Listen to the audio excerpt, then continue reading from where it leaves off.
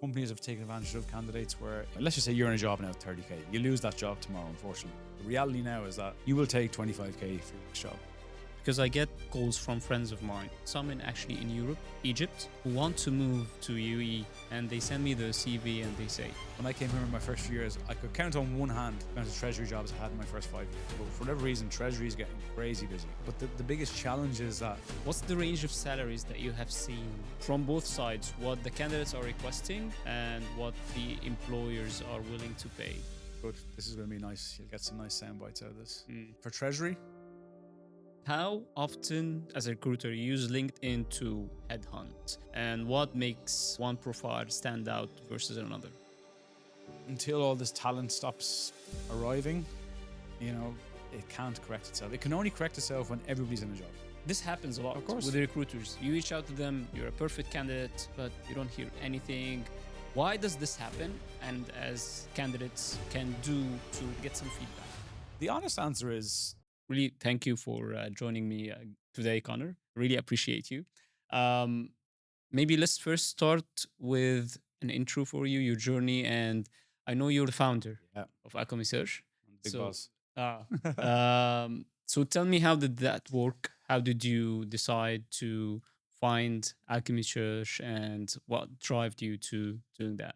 Yeah, so I guess thank you so much for having me today. It's good to be on the other side of the desk today, so I know I have to actually talk a lot. I know you have your own podcast, and usually you're the one who's... You've got the easy job. You've got your questions in front of you. So look, but don't say that, because they don't know that it's the easy job being the host, not the guest. Yeah. Thank you so much for having me on today. And I guess, look, I won't bore your listeners, but it's my background. So I'm a qualified accountant. I trained and qualified with KPMG.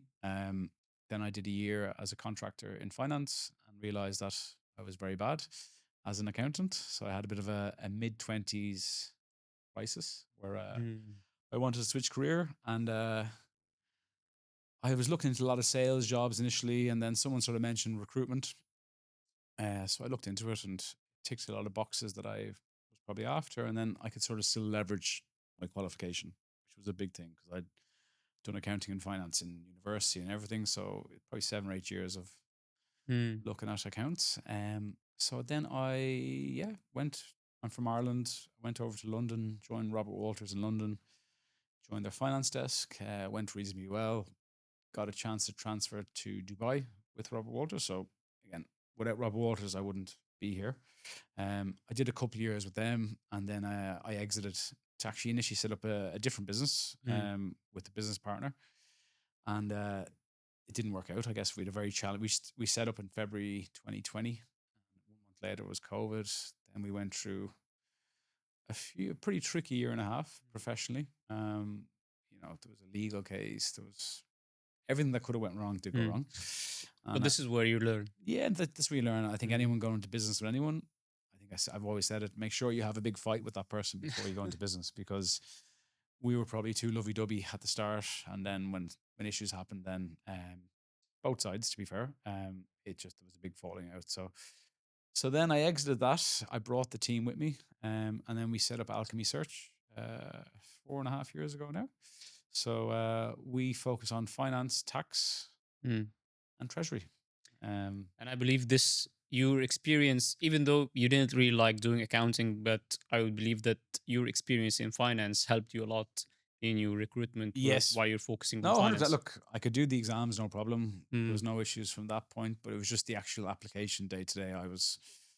I just wasn't passionate about it, I guess is the honest answer. And I wasn't that good. So I understand finance, of course. We can leverage that, but it's been a good move. I think it suits me personality a little bit better as well. But let me ask you this: why did you choose to have Alchemy Search in the UAE, in the Middle East specifically? Why not have it in the UK or London, where you had your first business?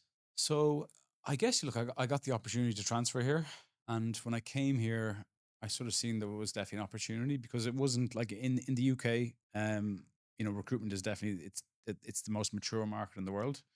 And as I said, I don't like giving the British many compliments, but their recruitment scene is incredible. In London, there's probably 20 or 30 alchemies. You know, Mm. it's very competitive. A lot of good people. Well, when I came here, the quality recruiter isn't as good here. Mm. And I'm not saying that I'm excellent. I'm far from excellent, but there's a big disparity on the quality recruiters. And then I just seen that the competition, the brands, the brand loyalty isn't that big, um, which is probably a lot more common in the UK. So I sort of said, well, it doesn't really make a difference because people want to work with me. It doesn't matter what umbrella I have over my head. They'll work with me. So that was probably the big reason. And look, there's so much opportunities here. Mm. It's an incredible place. I'm here 8 years now, um, and I love it. Like I just think there's if you can uh, if you can get on with the different types of people here, Mm. it's so culturally diverse. Everybody has their good things, bad things. I'm Irish. We have a lot of stereotypes. McGettigan's bars and all that sort of stuff. Yes, I do go there every now and again, but the biggest thing I'd say to anyone coming here is that if you can walk into a room and be able to connect with an Arab, with a Pakistani, with an English person, that's how you succeed. Mm. And the biggest mistake I've seen for a lot of, again, I don't want to racially profile, but white people from Europe, they come out here and there's a lot of entitlement, Mm. um, and that's where a lot of people struggle. Yeah. Yeah. So yeah, if that gives you a bit of a high Yeah. level overview. I know what you're talking about. I know what I feel that. Um, the nice thing about UAE specifically is that you don't feel the difference between races or backgrounds. Yeah, Everyone is the same. that's You work hard, you get there. yeah. You slack, you You're don't get gone. there. You're You're you're gone. you're You you're cannot stay you're here. like a light bulb. You can be replaced very quickly. Exactly. Regardless Um, where you're from. Yeah, no, I think, and that's the beauty of it. And once you can crack that, and it's, Mm. it's all about manners. Manners cost nothing.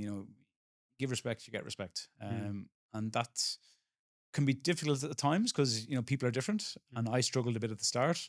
Dealing with different cultures where you're chasing for feedback, and Mm. some people are very relaxed, and they're. I'm not going to say who these people are, but we all know some people are more relaxed than other people. Yeah. And it's been able to understand, right? It's not they're not doing that to annoy me. It's just the culture. It's It's just just just how they do inshallah. things. Yeah. That famous word is nothing's getting done when you hear that. Like, um, but look, yeah, it's a great, but there's a lot of opportunities, and I think setting up a business, it is relatively straightforward here. There is some nuances with it, but to answer your initial question around about Wade, I think there's very little chance that I would have been able to set up Alchemy as quickly if I was Mm. still in the UK or Ireland. Mm. Actually, I think it'd be very hard. Mm. Well, I think here you can accelerate your Mm. career a little bit. I think. And then I believe the next question is also on the UAE and Middle East. Why do you think recently it has been a huge magnet for talent and for companies? Because I can see from my own experience, especially in the last 2 years. Instagram. Um, I don't have an Instagram, Yeah, by the it's a way. very- I don't have an Instagram, uh, but it's been very very tough because you have huge pool of candidates and everyone just wants to come to the UAE and the Middle East. We can speak about Saudi Arabia as well, but let's focus on the UAE. it's a race to the bottom. You know, Mm. why are so many people coming? Uh, Safety is probably one. The honest reality is social media, especially for the younger people. They see it. There's so many challenges, and if you look around us, unfortunately, there's so many wars in this region. People have to get out. Obviously, you've so many people from India, Pakistan. They're coming here for a better quality of life.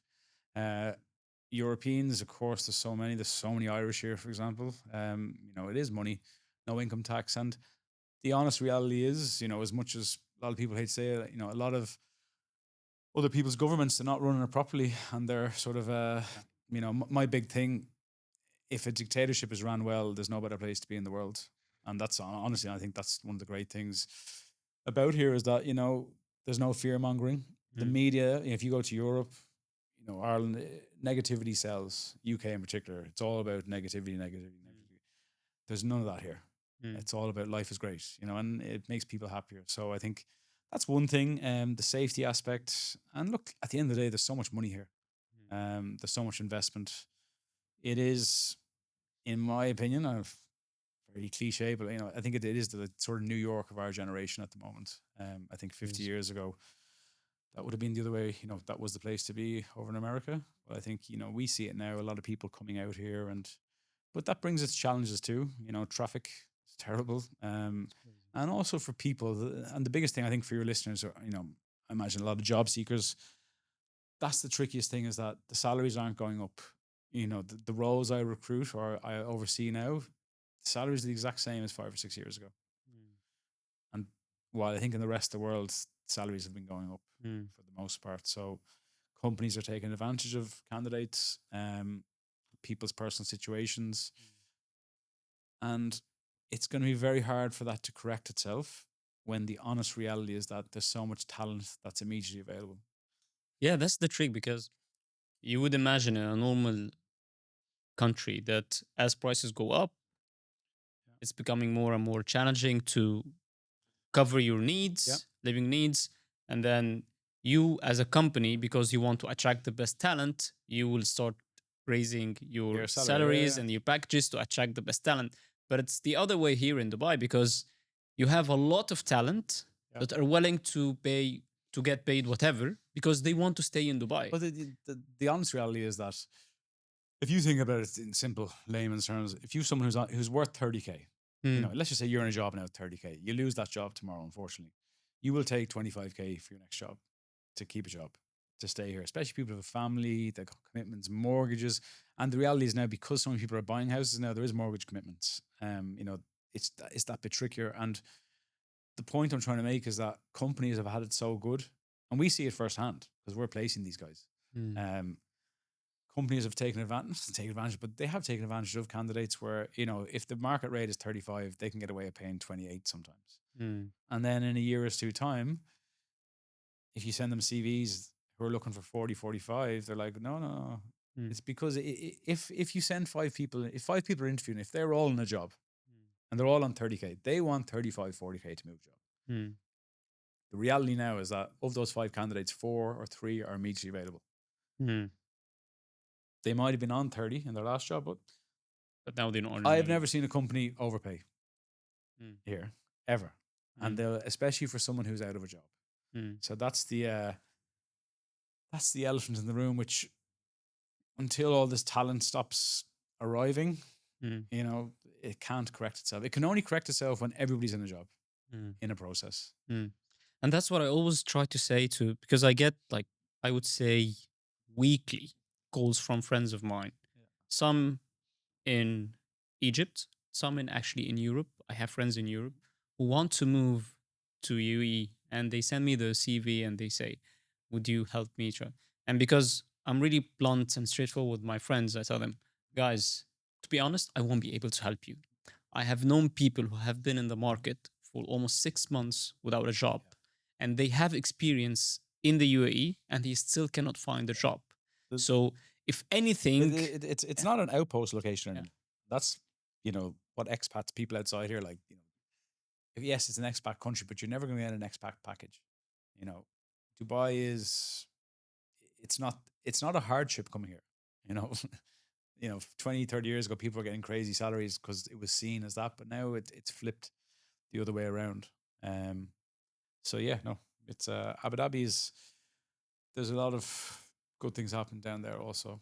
Like that market is getting very big, very, very busy now. it's getting very busy. But again, just going back to this point, we need to put sensible, realistic reality to people in the country or in the market and outside of the market who are looking to come in. We need to let them know, okay, how tough is it?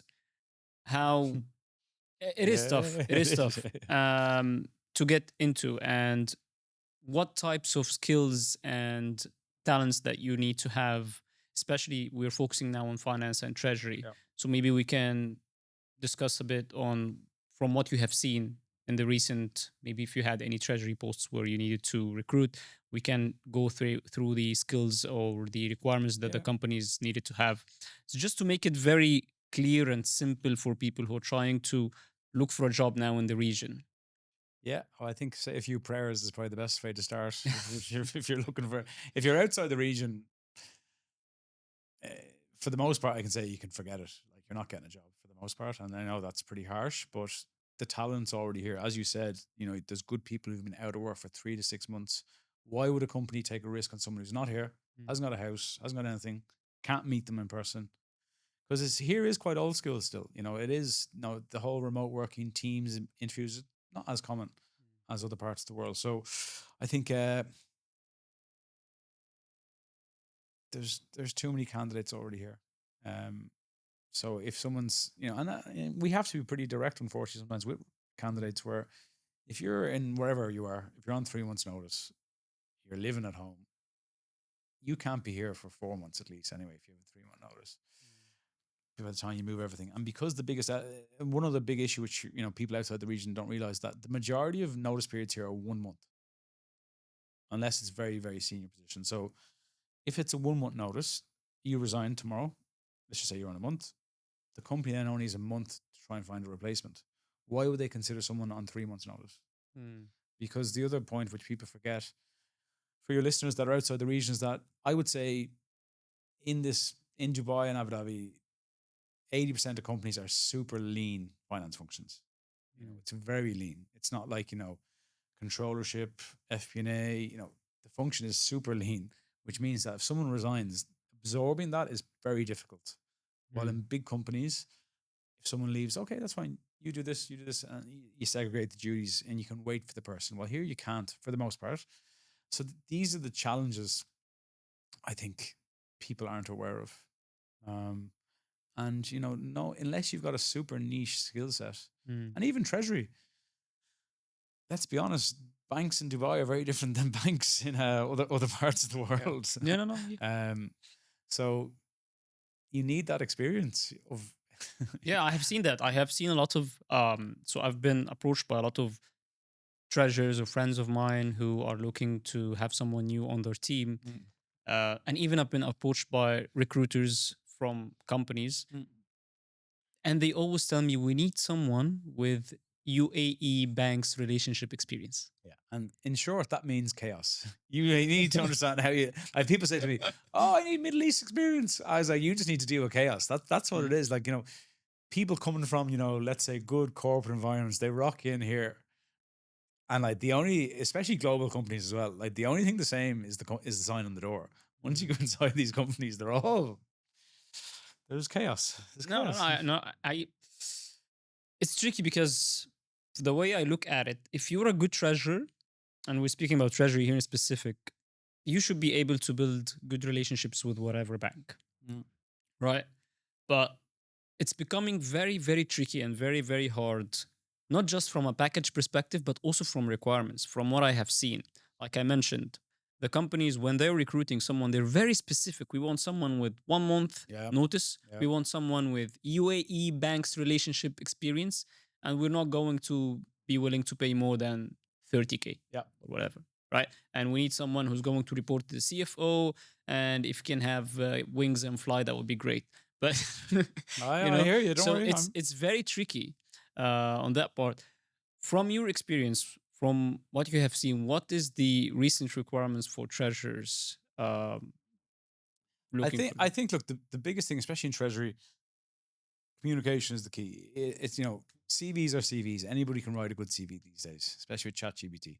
Um, I still think, especially in treasury, communication, relationships, as you said, with the banks. I imagine patience is a big thing. Because I have had to deal with banks corporately for the business, and it's incredibly difficult.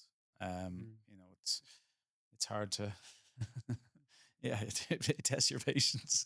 But what we're seeing at the moment is a boom in treasury jobs. I Mm. think I was saying to you just Yeah. before we started that I don't know what it is, if something's happened in the world, but for whatever reason, treasury is getting crazy busy. And I'm not saying this to make our listeners super excited, but when I came here in my first few years, I could count on one hand the amount of treasury jobs I had in my first 5 years. Right? Honestly, very little, if anything. Well, now we're getting one every month, But the biggest challenge is that treasury. There's so little job titles in treasury. Mm. you know. So when my team are speaking to candidates, they're like, mate, let's say the budget for the role is 30K, 25K. And then they're reaching out to guys and like, he's on 50, she's on 60, and then there's another guy on 10. So the the variance on the packages makes the job for us very difficult to understand Mm. not who's good, but who's on what package. Because if you think about it, in finance, you'll have a senior accountant, there's so many bloody job titles where, Mm. if CFO, has to be, FC is probably mid-level person, senior accountant is newly qualified. So you can sort of work out who's at what level. Well, treasury, it's like treasury analyst, treasury manager, head of treasury. Mm. I don't know. I'm not And sure. you have treasurer, you have group treasurer, Group treasury, you yeah. have a So lot of titles, and a group treasurer can be doing a job of a treasury manager at another yeah, company, and he can be called treasurer or head of yeah. treasury, But and they might be doing the same job. treasury manager is obviously the most common. Yeah. That's the most common job title we get. But it's just so hard to to find that right person. And then look, obviously the elephant in the room is nationality. Mm. That's the trickiest thing in UAE is nationality. You could be perfect for a job, and then the next job based on your nationality you won't get the job. And that's it's a hard truth, but it's an honest truth, which I think for your listeners who are outside the region, sometimes we post jobs and we'll get a call. It's like, hey, I tick every single box here, and I'm like, you know, Not the nationality. yeah, and to be very clear, the And it's because the hiring manager is like, there. the There's language or Yeah, it was obviously the Arabic piece. Mm. Bakalamari straight away. I Mm. speak, Muntaz. But obviously Arabic is so important, Mm. especially treasury because you're dealing with banks, Mm. and obviously the local banks, of course, are going to have you know Arabic guys in those roles. So Mm. your stock price is pretty good, I'd say. Mm. But of course, for like a Western guy or someone, it will be a challenge unless it's a big corporate bank. But let's be honest, there's so many banks here. We bank with local banks, for example. So Mm. the brand loyalty isn't as big, I think, for the big banks. So yeah, the nationality piece it's a tricky thing, and to be very clear, it's not one nationality has a massive advantage. It Mm. works both ways. Mm. You know, and the problem you'll have with some companies is that they'll have hired so much of one nationality, and they're like, oh, we Mm. want to we diversify, we and need to the change that. damage is done Yeah. because then the person from the other diverse is like, What am I doing here? no, yeah, and yeah, that's He the feels honor. like an outcast. Yeah, yeah. Uh, Yeah, I've seen that in some countries. I have been approached by a recruiter before. You might know him. I'm not going to mention yeah, the name. He's one of the big recruiters in the market, for a really good job, big multinational company. But the thing is, the whole finance department, the CFO, the head of finance, all the finance team were made out of one or two very similar nationalities. yeah, And I had a friend of mine who was there for 2 months. He didn't even finish the probation period and he left because he was of a total different nationality. He couldn't fit in. And he was told by the team working with him, if you're not this or that, you won't be able to work with us. Straightforward, straight ahead. So when the recruiter called me, I told him I won't be able to go there. And the package was, I think it was 1.6. So it was 60% more than what I was yeah, earning. yeah, So it was a good package. I told him, no, no way I'm going to go work there because the culture barrier is going and to. there's a lot of that. Like, there's a lot of golden handcuff companies, unfortunately, where people struggle um, because the pay is good, but then the culture can just be Yeah. pretty toxic. So that's and it happens across the board at all companies. It's not just one type of company. So that's a big challenge, I think, for your listeners. The guys outside the region, it's just so hard at the moment. If I'm Mm. honest, like Saudi might be a better shout for some of them. Like Saudi is still very much an outpost location, I would say. Like it is seen as more of a hardship move, while Dubai is obviously that, and then Abu Dhabi is probably a nice happy medium. But yeah, Treasury is changing fast. New risks, new regulations, and new opportunities. You need to keep up to speed. The ACT has been helping treasurers for almost 50 years through networking, events, and qualifications. So if you want to grow your skills and connections, join the community that will give you the voice and the chance to shape the future of Treasury. Visit treasurers.org now to learn more. No, but I think to Saudi Arabia, Riyadh is somehow more flexible or more easier to approach. And that's at least that's advice I try to give to my friends when they approach me if they're based outside of the Mm. GCC countries and they want to move in.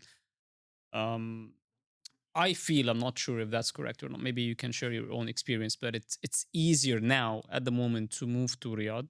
Yeah, Um, 100. Yeah, because they still need the talent. Like, there's not yeah. an oversupply there, like there is here.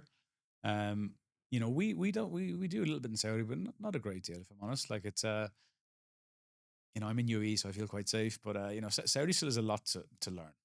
Mm, There still needs to be a lot of yeah, I don't know, professionalism, but it still has a bit to go.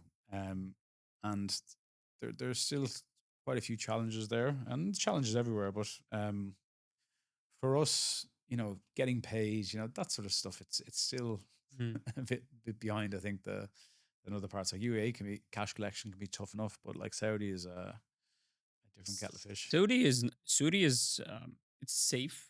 Yeah. Um, it's going the right track now, Mm. especially for Riyadh. This is my opinion, what I have seen. Um, the Saudi is there from what I have seen from my friends as well. It's easier to save money there. Yeah. You Uh, haven't got as many distractions. exactly. Um, So if what I always say, if you're looking to make a buck, save some money, Yeah, but Riyadh I or think Saudi Saudi, Arabia especially is for nice. for Arabic people, Mm, it's a pretty yeah. like for like Muslim people. If they don't drink, Mm. you make a fortune. You'd save loads of money. Wouldn't work well for my people, but you know, it's a great look. Saudi's great, and see the big thing with Saudi is that they have a local population that want to work. They really want to work. Like, there's a Mm, middle class local class. These guys get up. They need to work. Um, and that's with Saudiization, it is getting more and more and more.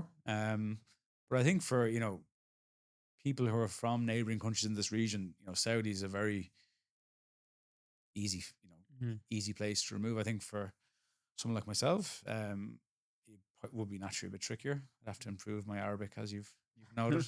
Um, but there's a lot of opportunities. We just I wouldn't be able to give you too much credible information on it, just because we don't do that much on it, Much if I'm Saudi. honest. Um, Now let's move on to the practical advice that we can give to our audience. So a lot of the things that we see, okay, I found the job, maybe it was posted by Alchemy Search. I think I'm a good candidate. I can fit. I reach out to you guys. I send you my Mm. CV. I don't hear back. I'm not saying Alchemy Search. I'm just giving an Who's advice. that? That's all Yeah. Uh, right. but this happens a Of lot with course. the recruiters. You reach out to them, you think you're a great fit, you're a perfect candidate, but it's nothing. You don't hear anything, no rejection, no reason. So why does this happen? And how, if anything, we can do from our end as candidates can do to try and get some feedback?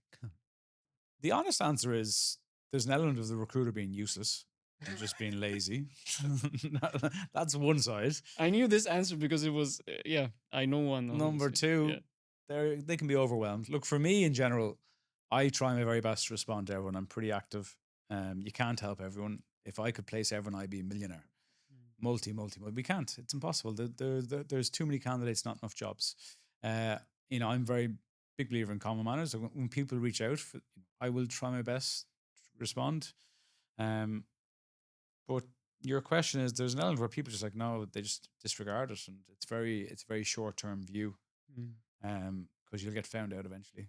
mm, So that's one side of the answer. The second side is, of course, look, I don't want recruiters DMing me now, giving out to me, but it is overwhelming. You mm. know, I could even have my phone here, like every time I have my phone, even on weekends, like someone tried to call me last night at like 8:30 p.m. Candidate, Oh, that's not acceptable. never spoke to him before. And I don't even know him, and he's like, anyway, but. There's things that like happens both ways. Like, that's just rude. You don't call Mm, someone at 8:30 on a Friday. Never spoke to them. mm, Um, but it is overwhelming. You know, my LinkedIn every Monday, I'll probably have 20 messages, and you have to, because obviously for me as the founder, you have to be seen to doing the right thing. So you have to try and respond to as many people as possible. But there is just there's too much, mm. and a recruiter will say to me, well, look, Connor, I need to focus on making money. I don't have time to respond to all these people. Fair. Mm. But, it's just, it's tough. And the opportunity I see is that I hope a lot of recruiters keep doing that because then we'll stand out to look even better. Mm. Uh, but is there any, so when you select meet, candidates meet, from meet the CVs? person, try and meet the recruiter, Mm. try and build a relationship, have WhatsApp. If you WhatsApp me, I'll always get back to you, Mm. good or bad. So try, if I was on the other side, I would identify a recruiter. I would try and meet that person. I would make it as convenient as possible for that recruiter. You know, I'm in your area, meet me for a coffee, pin them down to it, get in front of them, build a relationship, and then get them on WhatsApp and just keep in touch. Mm. But is it pointless if I reach out to a recruiter who I'm not sure if they have the post that I'm looking for? I think look, it's all about building relationships. You need to I would say to anyone looking for a job, don't just speak to us, speak to other recruiters as well. Mm. We're not the biggest, we're not the best, we're not the worst, but we'll have jobs, other agencies will have jobs. So spread your wings. Mm. Even if you really like one recruiter and you don't like another recruiter, he or she still may have the best jobs. Mm. So try and build relationships with the right people. Keep in touch. Don't harass them. Don't be calling them at 8:30 on a Friday evening. Um, you know that would be my view. And get in front of them because at the end of the day, we're glorified. We're human traffickers, right? Mm. We are. And if I meet you, I could say to you, you're very smart. You look very polished. You'll be perfect for that sort of company. But then there could be another company which is more rogue or more robust or not. People are going to be right for different companies. And I got feedback from a client last night, and one role, his feedback on one candidate was that just the candidate wouldn't be tough enough to deal with some of the stakeholders, Mm. and that could be from a physical appearance, or some people look a bit tougher Mm. sometimes. Mm. Hardy That's looking. why I have a mustache. Yeah, you look. Yeah, I like it. Yeah, yeah. I'm a bit intimidated by it. But building that relationship. My colleague Wiam has a role at the moment, and big job, and she just needs a bit of a badass accountant, a real CFO who's just a real numbers person, not extravagant, not flamboyant. You can't see that in a CV. You Mm. see that by how someone acts.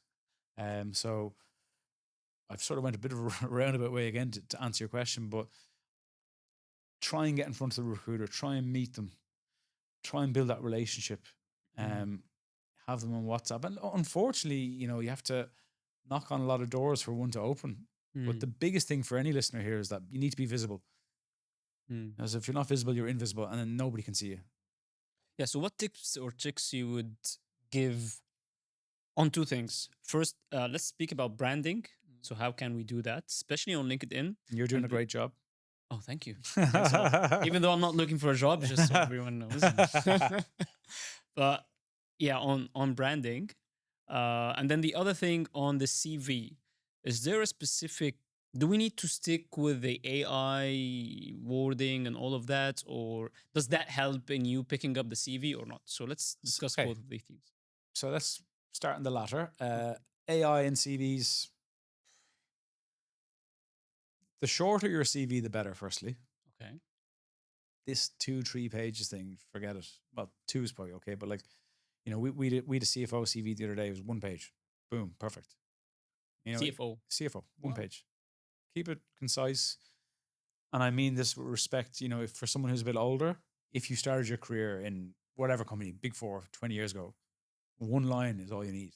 Nobody cares. No Mm. one's going to be like, oh, in 1994, you were an audit assistant. One line, bang. And then the closer you get to your real experience, that's where you sort of really hone in on a few of the skills.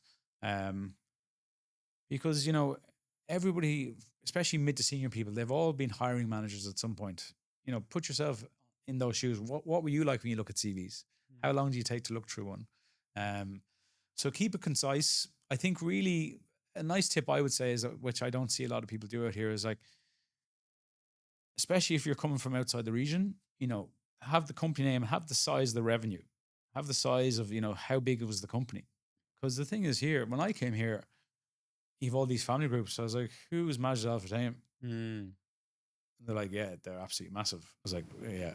And then you you look into the companies, Mubadala, these things, like if you're not from here, you're not going to appreciate it. While at the same time, what's the biggest companies in Egypt? If I'm an Irish guy sat and you send me your CV and you've worked for one of the biggest banks in Egypt, You I'd be wouldn't like, know. grand, that's fine. I don't know anything about it. But if you really say revenues X, employees, like sell yourself. Why not? Like if you work for a big company, use it. And same if you work for a startup, use it. Mm. Um, use your academics. The reason why we're quite good in helping Irish people get jobs is because we really understand their academics. Just the same in Egypt. I'm sure Egypt has, you know, every country has their own sort of A level equivalent. We don't have A levels in Ireland. It's called Leaving Cert points, where 600 is the best. If you Mm. get 600, it means you got six A's. So if I see a CV and the CV is like 500 points, I'm like, wow, that guy's or girl's super smart. I was nowhere near that. But automatically, I'm like, this person's pretty good. And if they go to good universities in Ireland, I'm like, boom, boom. Well, if you've seen the CV, what's that? I would have no idea You what have no this idea. is. Yeah. So use it. These are the small things that people don't do. And if you're dealing with an Irish recruiter for your sins, tell them this company was great. This is probably one of the best universities in Egypt. Use it to your advantage. And because people forget, like you walk into any room, what are the nationalities? Where are the two guys from here? The two gentlemen outside, where are they from? Uh, Ghana Yeah, and Ghana, Gambia. Gambia, and then we're in here. Like everyone's different here, Yeah. and people forget that. Like if I walk down to my car now, there's probably 10 nationalities I walk by. If I was back in Dublin, well, Dublin's getting a bit different these days, but with immigration, but everyone's so different, and everyone's like has a bias to what they like. What their own. Everyone wants a mini me. Mm.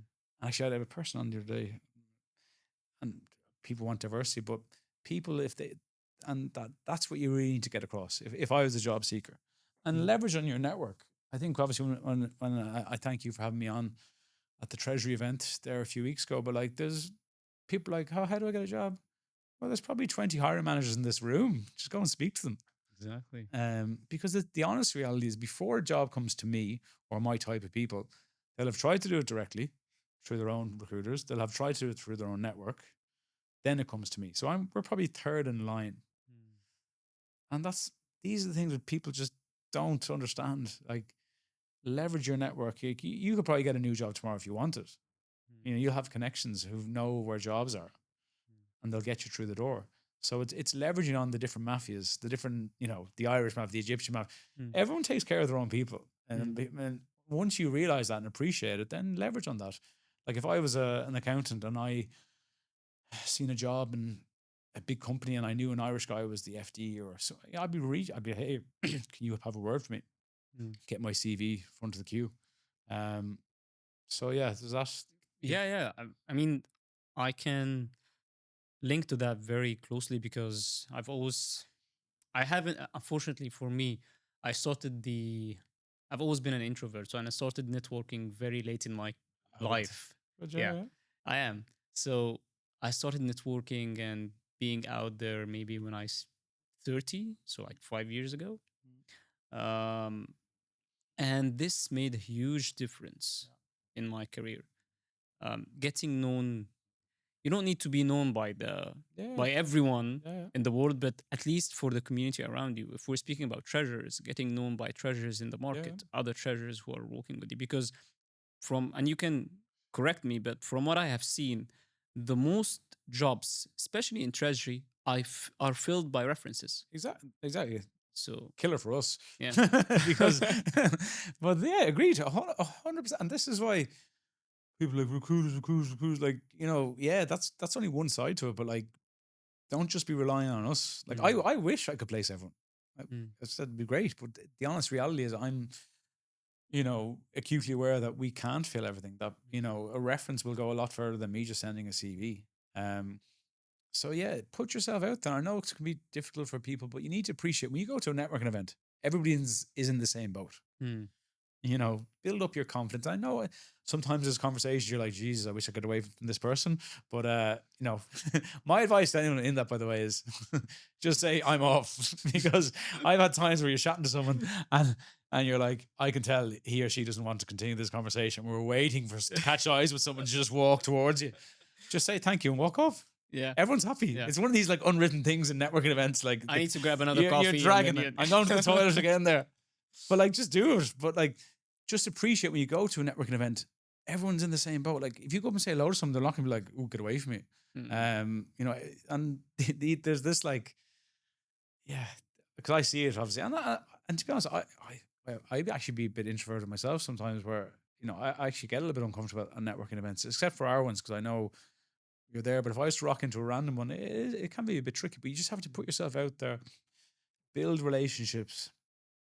You just need a cheerleader. The biggest advice to anyone, and this is for anything, is that you need cheerleaders in the room when you're not there. And, mm, and the reason why, the business I'm associated with is reasonably well is that, people are referring us, people are speaking well of us for the most part. I'm sure there's people to the other side as well sometimes, but you need cheerleaders when you're not in the room. And that's really big advice, I think, to anyone. mm. LinkedIn. How often you use as a recruiter, you use LinkedIn to headhunt, and what makes one profile stand out versus another? A good photo. Okay, I didn't expect that answer. Okay, Yeah, I think it is. Yeah. so what's the definition of a good photo? And it's not that if someone's pretty or not pretty, like, and it's not, it's just like a good professional photo, I think is Mm, important. Because there is biases. Like, there is, like, for example, if we're recruiting for a law firm, a legal firm, if you picture someone in a law firm, there's a bias where, you picture them being, quite polished, suit sort of vibe off them. While if you're an oil and gas company, it is a different type of sort of person, or someone in a tech company is kind of rocking in flip flops. Everything is a little bit different. And yeah, like for example, we have one client, I won't name the person, but like she was very much like checking the LinkedIn just to see their face, how they smile, see if they're a warm person. And to be fair, she got a very good person in the end. But these are things people look at. And people will say, "Oh, we don't do that." But like the honest reality is, get a good professional photo, have a warm face if you want to have a warm face, or a smile. Like, that's one thing which again people go unnoticed. mm, In here. Because it is, because sometimes you'll have guys who are just scruffy going to interviews. You're like, geez, and we've had calls like, did you even meet this person? And I'm sorry, to be clear, I can be quite scruffy myself sometimes, but going to interviews and just seeing what they're like. So yeah, that's one thing. Sorry, what else going to go into? That's very interesting. I didn't Yeah, expect that one. Okay, because a lot of people downplay this and they don't think it's. I'm just put my selfie on yeah. Some of LinkedIn the or photos whatever. you see is like, who, what in your head? Yeah, because let's be honest, it's human to human. If someone rocks in, you need to respect the person you're meeting. If I meet someone and if they rock in their pajamas, I'm like, well, it's a bit you're not respecting me in my meeting. So, and especially in this part of the world where respect is so important, how people view respect. Mm, Uh, you know, Different cultures, different things where me doing that would be seen as very rude. And mm. you just have to appreciate and respect people. What else? What else can we do on the LinkedIn profile to enhance Um, branding? yeah, update. LinkedIn it's your shop window. If you have awards, if you've done something, promote yourself. Um, it's about visibility. I could get killed for this, but like interact with people. Like recruit. If you're trying to build a relationship with a recruiter, like there's certain people which I know if I do a LinkedIn post, they'll comment on that post.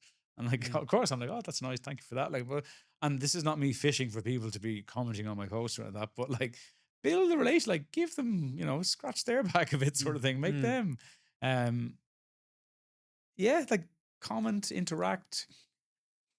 Uh, you know, Message people. I just use it as connecting. Like you can be a bit of a silent assassin. You can be chatting to other people, you know, mm, in messaging.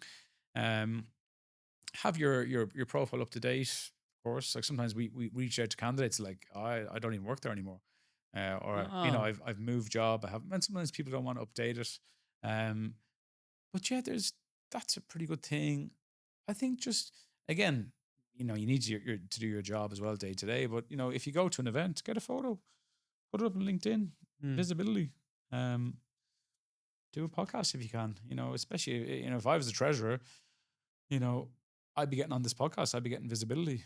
Mm, Our podcasts are obviously predominantly CFOs, but you know, in my view, it's a way. It's giving you an opportunity to. You're interviewing everywhere because if a company is interested, they might go, oh, let's watch that podcast, see what he or she is like, mm, see how they act, see their mannerisms. Um, so yeah, visibility in this day and age is so important. mm. And maybe the last question: which roles or when do you headhunt, and when do you decide, no, I'm just going to wait for CVs to come in, or do you do both? Um, Given the market we're in, given we're in a market where there's an oversupply, you don't really need to headhunt that much. The candidates are there Mm, for the most part, unless it's a very niche position. Um, so yeah, you the odd time you'd have to headhunt, but from what because we're a specialist, we're very dedicated to those three spheres, finance, tax, treasury. We should, of course, we people coming to us. mm, There's candidates constantly coming to us, which is great, but obviously you have to qualify everyone. Um, so the hardest part for us is probably qualifying the candidates. Who's actually good, who's maybe not as strong, who's going to be good for company A but not B. That's the where the value, I guess, from our mm. end is. I have one more Yeah, question. of I know course. I said. You can ask as many as you want. I can stay here all weekend, boss. This question is very important for our audience. Let's speak maybe on the last role that you got or the last post that you got for Treasury. What were the main key skills or requirements that the employer wanted for this one, if you can remember? Half your listeners aren't going to like this one, but UAE experience is the big one. Oh, okay. No, No, it's fair. No, no, no. yeah, Let's be fair and UAE transparent. experience is just they just want someone who can start yesterday.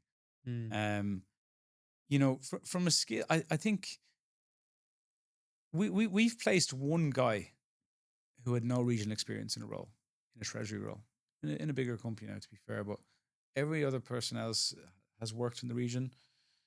And if you can prove your relationships you have, at the end of the day, treasury it's sort of an external function.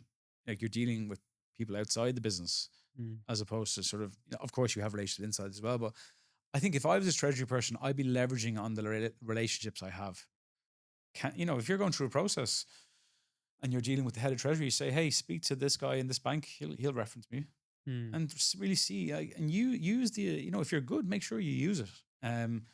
With the contacts you have in the bank, say, well, you hire me, I can get that sorted. I can do that. I can bring this to the business.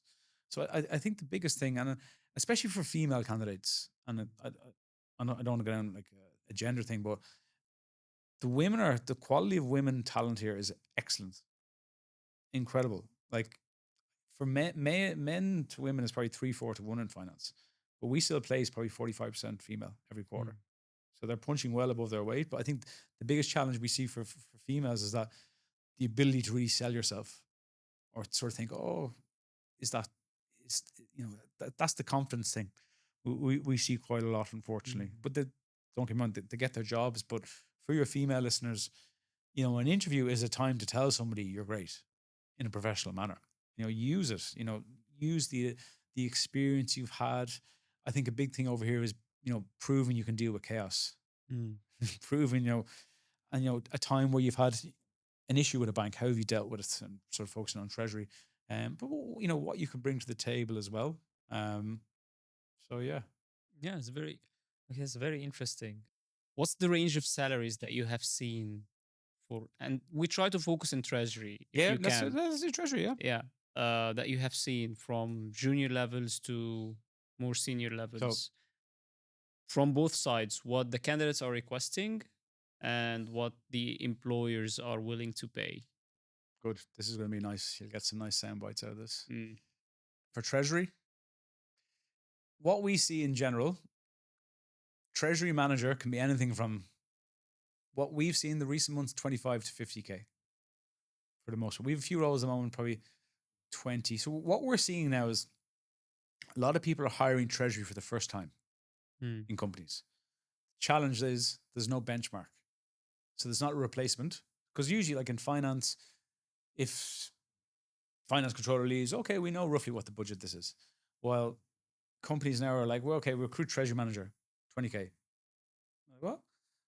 and then you have another guy 40K, and that but they're usually companies that have already had a treasury function. Mm. So the challenge here, and this is the problem again, and we see it in tax as well, where heads of tax for 30K is like, come on, you're not going to get a head of tax for 30K. So, and companies are trying to not take it is taking advantage away, but because there's no benchmark, and sometimes it's not their fault, they just don't know what is the rate. And then we're like, you want someone who can do boom, boom, boom, boom, boom. You can't get them for 20K. You can't get them for 25K. And then when we speak to candidates, I think I was saying earlier on, is that because treasury manager is such a common job title, it can vary so much. Because obviously, a treasury manager of a massive family conglomerate could be on crazy money, Mm. and then a treasury manager of, an SME could be on more, a lower salary. So that's a really difficult challenge. That I think, treasury analyst is probably more entry level or recently qualified.